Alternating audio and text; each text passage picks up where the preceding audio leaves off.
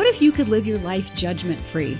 Are you ready to live the unapologetic, confident life God designed for you? Then this is the place to be. Welcome to the Bold, Brave, and Sassy Show. It's time to break free of physical, spiritual, and heart-centered challenges that have held you back for way too long. Listen in for fun and powerful tips and tools to help you break free today. Hear from our leading experts, along with me, Annie Berryhill, your host and personal guide to freedom. Now it's time to live like no one's judging. Let's go.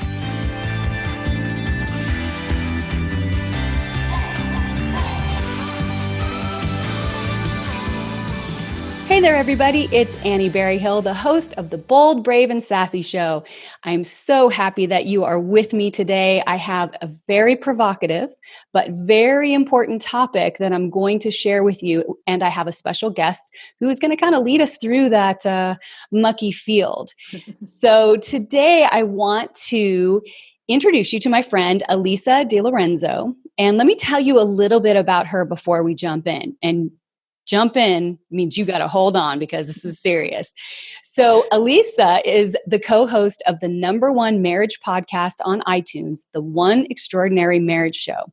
ELISA speaks to a worldwide audience about sex and love and commitment and challenges every listener needs to make to the relationship and make it a priority. She's passionate about helping you create the relationship you desire. As a wife whose marriage has dealt with the issues of pornography, financial crisis, and child loss, she speaks from the heart to those issues that impact relationships with a mixture of tough love and candor. She works with couples around the world, equipping them with the tools and strategies they need to create their own extraordinary marriage. She's co-authored 4 books with her husband, including the Amazon bestseller, 7 Days of Sex Challenge. Okay, are you guys ready? I don't know if you were expecting this today, but this is going to be awesome. ELISA, thank you so much for being here today. I am so excited. Oh my gosh. I'm all lit up from the inside with just excitement and kind of bubbling over at our conversation for today. So thank you for having me. Well, you are welcome. We've been looking forward to getting together for a little while here through your husband, Tony. So I am just honored and tickled that you are here. Tickled. That's a funny word for today. It is. As people will find out. So from reading your bio, it's clear that what you focus on is maybe a topic that women aren't always willing to talk about. Mm-hmm. Either seeking help professionally or even just in friendships and conversation because, it's intimate, it's personal. And sometimes those things are the most difficult to really admit. If you're not satisfied in your sex life or you don't feel connected to your husband or your partner, however you're working that out. But, tell us a little bit about, well, first off, how you moved into this arena. What led you here? What led us here was the fact that our own marriage was headed for no man's land. About 10 years ago now, our kids were 2 and 5, and Tony and I were really kind of in this roommate status where, little kids in the trenches. We had our business, trying to make it work, and trying to do all these things, and we're like 2 ships passing the night. Right. We weren't having sex. We were barely having conversations. And we'd been asked to lead a small group at our church. And Tony calls me one day and says, I know what we should do the small group on. And I said, fine. I've got a million things to think about. What do you want to talk about? And he says, I think we should talk about sex. And Annie, no joke, I remember looking at the phone and thinking, I can't remember the last time we had sex. Why are we like, how can you possibly... And so in kind of that snarky wife tone of voice that I think every woman has, I was just like, fine, find me a book, find me a study, and we'll go with it. And it was, so of course he's like, okay, she's giving me permission. Let me go find a book. And he found the book, Intimacy Ignited, presented it. We shared it with our small groups later. That was fine. But then before it started, we were watching the Today Show. Some friends of ours had their kids on there. And right after the segment on their beach volleyball, or beach tennis, there was a segment on these 2 couples that had done these incredible sex challenges. And one couple, the wife gave her husband a year of sex for his 40th birthday. She wanted to do something. Yeah, Charlotte Mueller. She wanted to do something amazing for his birthday and give him a gift that only she could give. Okay. And then the other couple, they ended up doing 101 days straight. I think their book was called Just Do It or something like that. And so I'm sitting here that night going, oh my gosh, we should have just turned it off after beach tennis. And Tony looks at me and he gets this little look and he's like, so, our small group's about 8 weeks and that's kind of close to 60 days. And what if we had 60 days of sex? I don't even think he finished the sentence before I was like, absolutely not. Just, like, that's the most ridiculous. A, we're not having sex maybe once a month. Right. And B, we have 2 little kids. We're running a business. How are we going to do this? Who's got time? Who's got time to have sex every day? Right. And just to kind of put the exclamation point on it, I went and put one of those fabulous, like, avocado green facial masks on just to be like, you know what? This isn't even happening tonight. I dare you. Like, just, and I might have even stayed in the bathroom until I was sure he had fallen asleep. Oh, that's hilarious. Just saying. But the next day, and I'm not sure, how Jesus reaches out to people, other people, but he reached out to me in my garage with a basket full of laundry, one kid taking a nap and one kid at school. And I really heard the audible voice of God say, he's not asking for that much. Are you really not willing to try? Mm. And then there was a pause and I definitely felt like my attention had been grabbed. And the next thought that popped into my head was, if you're not willing to try, then your marriage is probably over. So I was like, okay, you know what? Maybe I should just stop doing the laundry right now and kind of focus on what's going on here. And Tony came home from work and I looked at him and I said, okay, let's get it on. We got to figure this out. We got to, we put some parameters in place, kind of to figure out what 60 days was going to look like for us and whatnot. But I said, yes. And, some people hear that story and they're like, oh my gosh, you gave your husband 60 days of sex. And I said, truth be told, we did 40 out of 60. Mm-hmm. But more than that, it was the emotional connection. Mm-hmm. That when we had this common goal of saying, you know what, if we're going to be intimate every day, then I got to pick my battles. Right. Is it a big deal that I have to bring the garbage can in? No, because if it's going to cause a fight, right, that could ruin my night. Mm-hmm. Mm-hmm. Right. And for him, he likes to explain it that I had to learn that ELISA had a lot of words that she had to use during the day. And that if she didn't get her words out, there was no way I could get her to the point where she was ready to have sex. Right. And I think that, and so there was all of this emotional connection that came out of that. And that's what launched us. It was the fact that we were roommates to lovers. Yeah. And as we started sharing our story, that we realized that there were a lot of people that were in that roommate situation that wanted to become lovers again. Yeah. And I don't know that anyone who has little children underfoot or even any children underfoot, that this isn't an issue for, mm-hmm. I mean, it gets to be this point where maybe you might have it once a week because of some extenuating circumstances. And it certainly wasn't planned or decided upon mm-hmm. or was a goal. It just sort of happened, Right. And it's kind of I remember when our kids were young and that was kind of happening. And I think in that moment, like, wait a minute, this is so awesome. Why don't we do this more? Mm-hmm. Because again, for women, it's that whole, like, I have to suspend my to-do list and be here in this moment, even if you fully can't get rid of your to-do list, but you have to try to concentrate. Right. Mm-hmm. And then you realize, like, this is really awesome and I really enjoy it.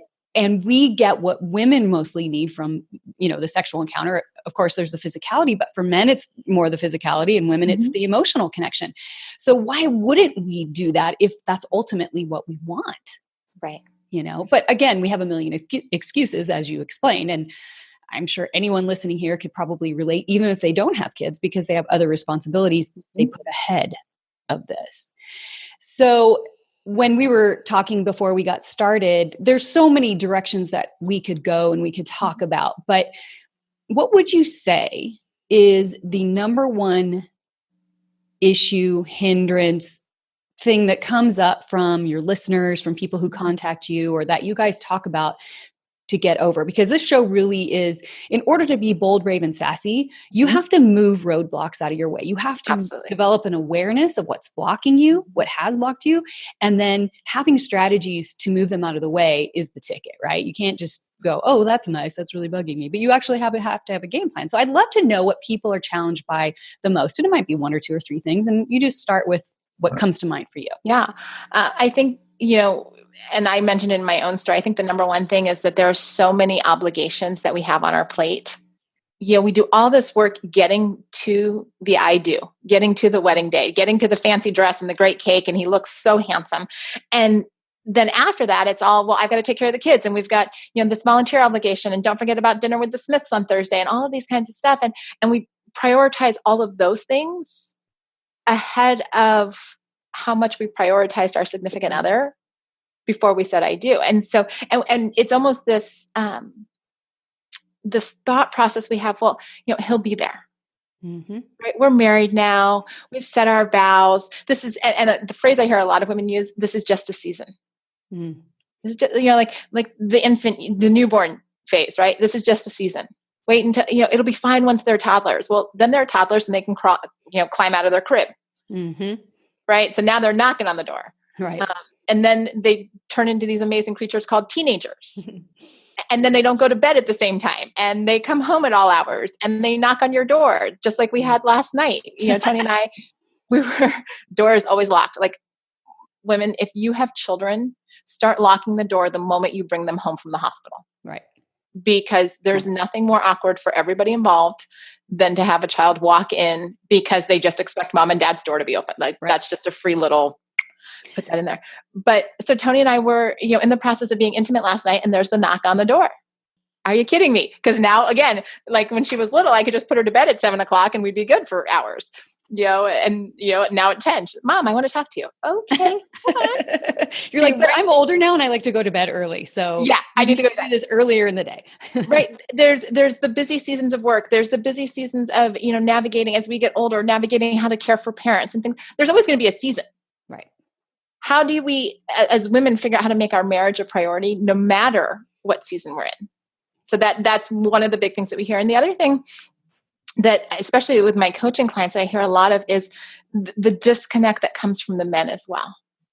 Right. Or I've asked so many times, like I've asked for help, I've asked for this, I've asked. And so they start to shut it off. Right. They're like, well, if I'm not going to get what I ask for. Mm-hmm.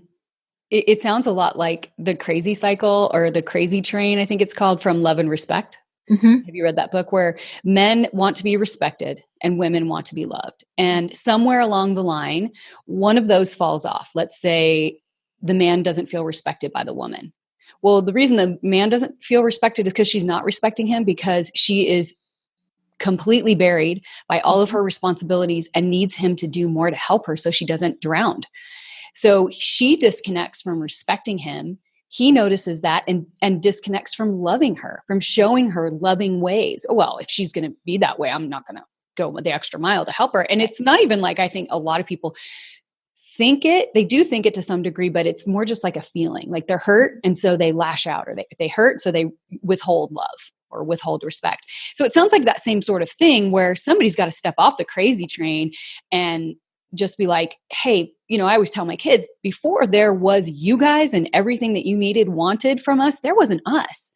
Mm-hmm. And when I remember back to the us, we didn't really think about anything else. That was, we were just so connected. And I think that women, we get so, immersed in our caretaker role that we start to caretake the world, because if we finish one thing, we take on another thing. Sure. And that becomes an excuse to not be our husband's lover. And that's just not the way God intended it. Well, I remember when I had 2 kids in elementary school at the same time, and, both of their elementary school teachers, we'd love for you to be a room mom. Mm-hmm. And I was like, oh, like gold star, I'm getting the room mom. Of course, I'll help out. Right. So at the end of that school year, when we've got like teacher appreciation week, and we've got, every party, everything, Tony looks at me one day and says, I do not want you to ever be room mom ever again. And the next year, fast forward, 4 months, we go into the next school year, and Alex's teacher is like, I would love for you to be room mom. And I said, honestly, my husband and I have had a conversation. I'm not going to do this. She's like, I'll talk to him at back to school night. And so she talks to Tony, and Tony's like, absolutely not at the expense of our marriage. Right. Mm. Because I think as women, so often we get into, you mentioned the caretaking role. We love to feel needed. Exactly. And so we'll say yes to, 25 things. I was just talking to a woman about this at a party on Saturday. She goes, I scheduled 5 things for our Saturday. She and her husband are in real estate, and they have 2 children, 4 and under. Wow. And he said to her, he's like, we can't maintain this pace. Exactly. And there's a cost. There's a cost. Yeah. And as women who are married, our cost usually comes in the form of our relationship with our husbands. Exactly. Because they don't feel that connection with us. And I feel like women should defend their marriages and protect their marriages like they protect their children. And we don't. We're very guilty of not doing that and putting the kids in front of our husband. And, in the pecking order of importance, we've got God, then our marriage, then our husband, God, then our marriage, not kids, God, laundry, parents, room mom, husband.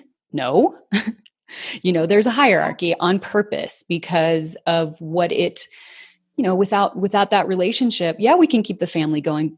But what does that look like? What are we modeling to our kids? Right. And I'll never forget early on when we started the One Extraordinary Marriage show, we got an email from a listener and new mom, baby was probably, I think 6, 7 months old. And she actually said in the email, she's like, I'd rather dump the dirty diapers than spend time with my husband. Yikes. And I remember hitting back to her and said, if he knows that, which if you're telling me, I'm pretty sure that he does, there's a reason you're not getting anything from him. Mm-hmm. Exactly. Because honestly, I hated emptying the diaper pail. But if I viewed my husband as below that task, yeah, what are the two of you doing? And we're so conditioned. I think there's so much messaging around, we've got to be everything to our kids and we've got to make sure that they get into the best programs and the best activities and the best. And what we forget is that at the end of the day, our job is to train them to be human beings who can go out and be successful and be the best at whatever they've been called to do. Well, and they can figure it out. I mean, that's it. Yes, we can provide everything we didn't have and ever wanted, but didn't get. Well, blah, blah, blah, blah, blah. We get caught up in that trap. We want to maximize their gifts and talents, which aren't the same as any other person's collection of gifts and talents. Right. And my goal always was, when I was younger, and maybe this comes from some of the ways that I grew up, was that I wanted to launch my kids into being independent and capable of taking care of their own lives. I didn't care if they were garbage men. I didn't care what they did to accomplish it. Well, I mean, within reason, obviously, within the confines of the law and morality. Okay, yes. Yeah, let's say that. But, an honorable job. Being a garbage man, get stuff done.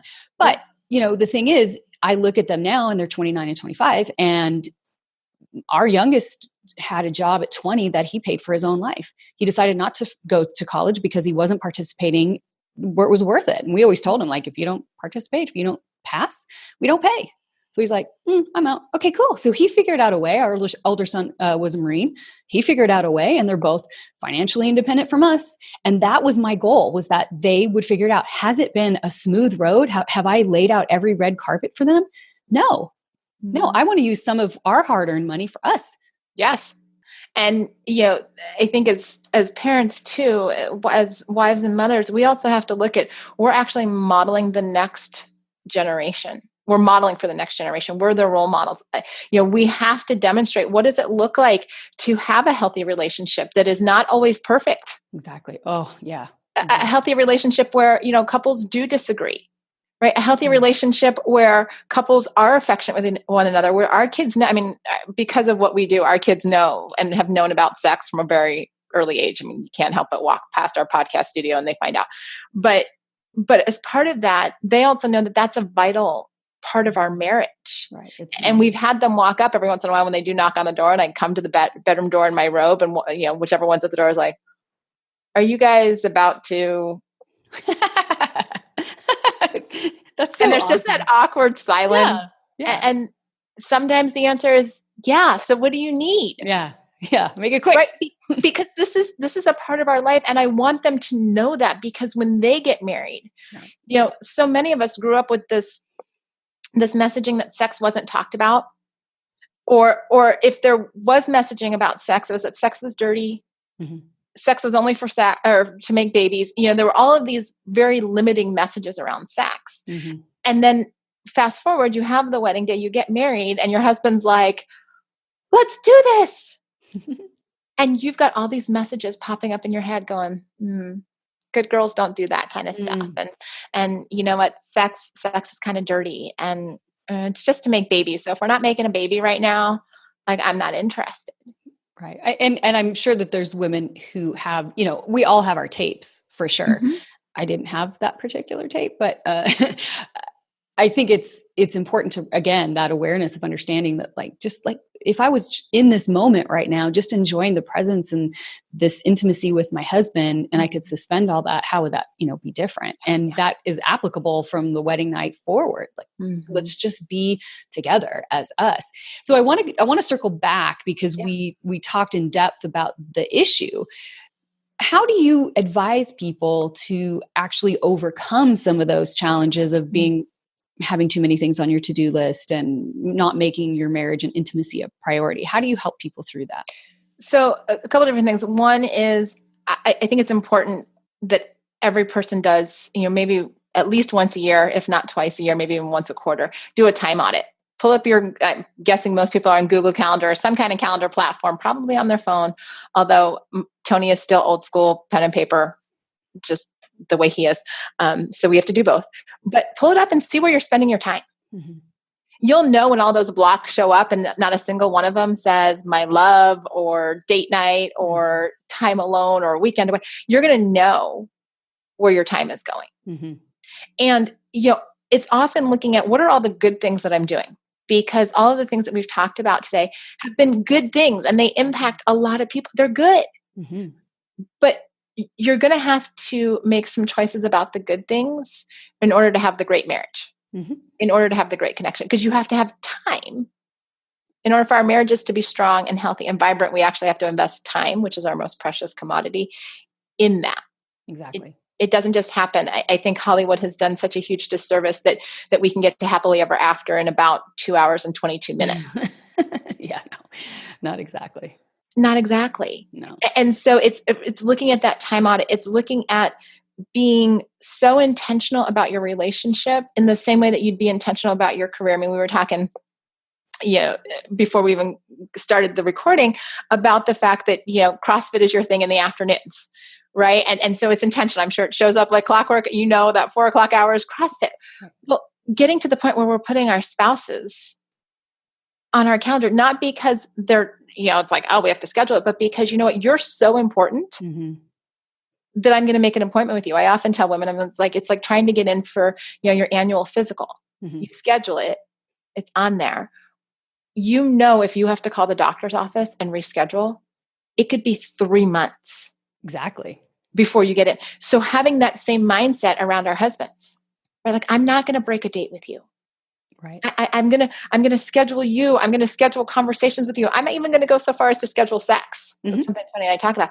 Not like down to the minute. Like, ladies, don't get all weirded out that ELISA just said it needs to be on your calendar at 9:03 on Fridays. But to have a schedule so that if the two of you want to have sex twice a week, what does that look like? Exactly. What do you fit that in? I think it's monumentally important, not because, like you said, it's going to be down to the minute, but because it is scheduled in your schedule. And when you were talking about doing a time audit to find time, I think also what people need to realize is when you do that time audit, where you spend your time reflects what's important to you.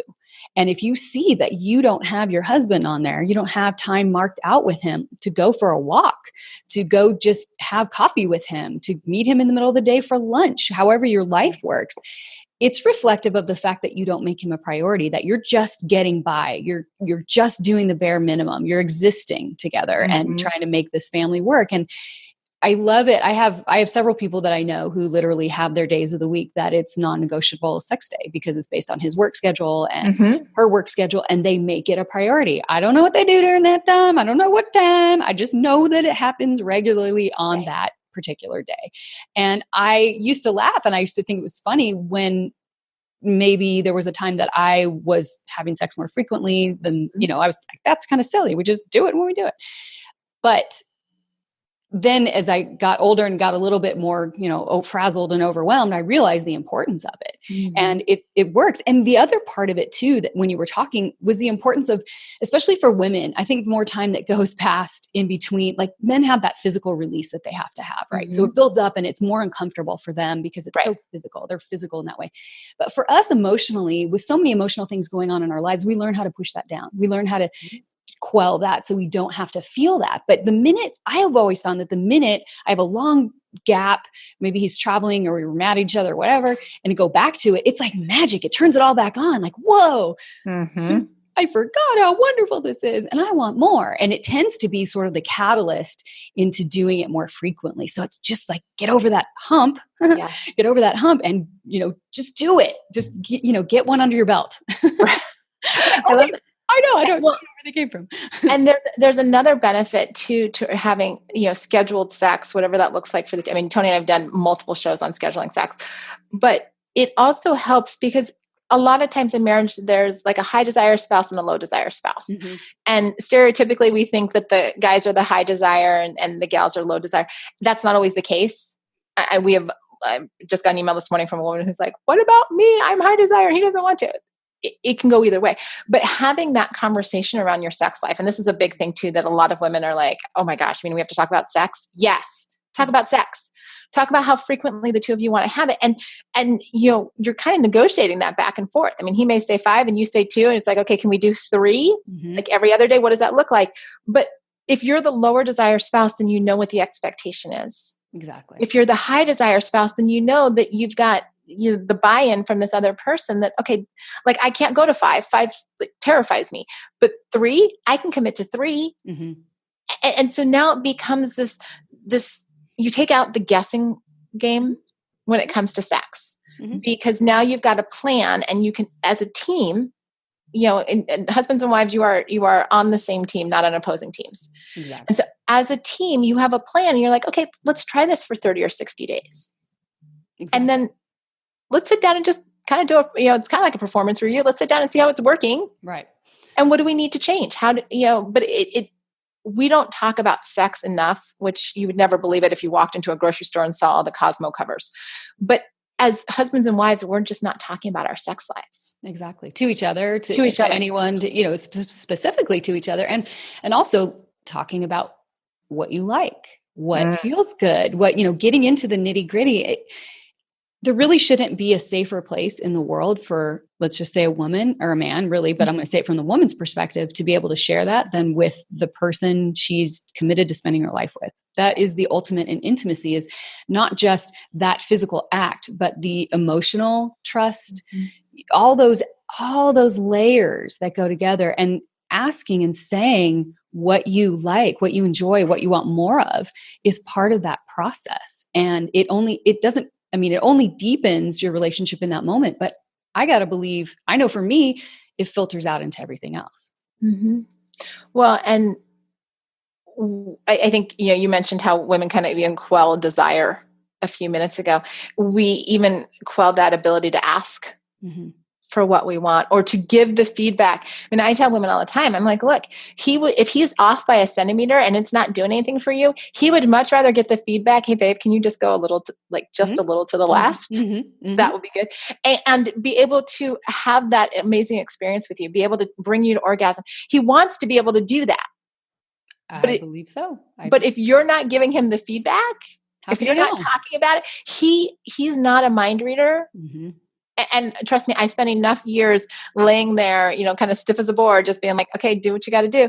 And now that I chose to be an active participant, I tell people all the time, I'm like, we're going on 22 years. My sex life is better than it's ever been. And it just keeps getting better because we've got feedback built into our sexual intimacy. And you're committed to it. You're not just allowing it to happen whenever it happens. That's not how you would raise your children.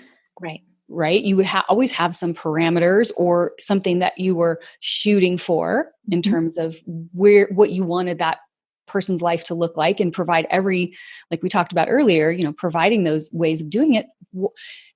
What I think is so hard to figure out, and I can say this because we've been married for 31 years and I met him when I was 16. So we've been together for 36 years. That's awesome. He's my guy. And I think that when you're younger, even when, your stage where you have a preteen and teenagers, you kind of don't always remember that there's going to be a you guys after there's not kids, because kids and raising kids is so all encompassing. You almost just feel you can't even come up for air sometimes, and there are couples who are the opposite. They travel together, they take lots of time to do couple-y things, and their kids are great and they're probably more evolved than I was at that time. but there is going to be, God willing, there's going to be a you guys like there was in the beginning when the kids are grown and flown, and when we think of that in terms when we're in the thick of it, I am sowing seeds and I'm building the foundation for what life happens after this season or this time of raising kids, because it's not just about that. It's part of you guys as a couple, but it's not all of you as a couple. Well, and it's interesting, even as you just talk about the aging, we got a message from somebody the other day, a couple, they're 75 years old. They have 4 children, I think 4 grandchildren and 5 great-grandchildren. And they were sharing that, their sex life is better than it's ever been for them. He's like, forget this, like old people can't have sex thing. Right. We've crafted this legacy. And because they did exactly what you just said. They started sowing those seeds. And we routinely tell our kids, we love you. You will not be living with us for the rest of your life. We say it for them and we say it for us, exactly. Right? There is going to be the season. We take trips without our kids, right? Because we need to just rekindle what is that identity as husband and wife. And it is okay, ladies, you're listening, it is okay to travel without your kids. It is okay to leave them with babysitters and with family, and for them to know that the world does not revolve around you meeting their every need, that other people can do that. Exactly. And your husband will also be in that place on those trips where it's like, oh my gosh, undivided attention. So true. Wow. So true. Okay. And you may find, kind of like when we did the 60 Days of Sex Challenge and Tony's the one that needed a rest day first. I was like, wow, there can be too much of a good thing. Okay. I love it. But you have to build it, because it doesn't matter if you're a blended family. It doesn't matter if you had, children very, very early on in your marriage. What's going to happen after those kids grow up? What's going to happen, when the two of you retire? Because maybe you don't have kids, but there will be a retirement season for you. What is that connection going to look like? And we can't just keep waiting, keep putting it off and saying, what, I'll deal with that when it comes. Right. We, part of the premise behind your show, and I love this about being bold and brave and sassy, is, women that are bold, brave, and sassy, they take action today. Because they're creating the life they want. They're not just sitting back going, I'll just react to whatever comes my way. Exactly. And that's where all the power is. And so I know a lot of women are so buried in, having a job, running a household, trying to have a marriage, being everything to everyone, that they lose themselves, and they also lose confidence in how they make decisions and making decisions, because it could impact everybody else. And I'm not talking about being irresponsible, but making your husband and your intimacy a priority is not a conflict of interest. It is not a detriment. You can only benefit from that for the short term and for the long term. And I think a lot of women just need permission that you get to decide your own life in your own marriage, and you don't have to listen to the outside voices, the old tapes, anything from anybody. It's just about you guys. Right? And we don't have to look other places for those answers. We already know if we would take the time to turn around, face each other, look each other in the eye, and just be together and talk about these things. It's powerful. I mean, everything that you guys are doing, I think it's no wonder it's a #1 show on iTunes. Come on. Like, this is stuff that people listen to and probably don't admit because they don't want to admit that there's an issue or there's a problem. But this is so foundational. And if we want to talk specifically about how God created, He created man and woman to be together. And He created us to have a bond. He created us to do life together. He created us to go through and lock arms and forge and, do all the things that life brings. And when those are weak connections, it weakens the whole fabric of the entire society.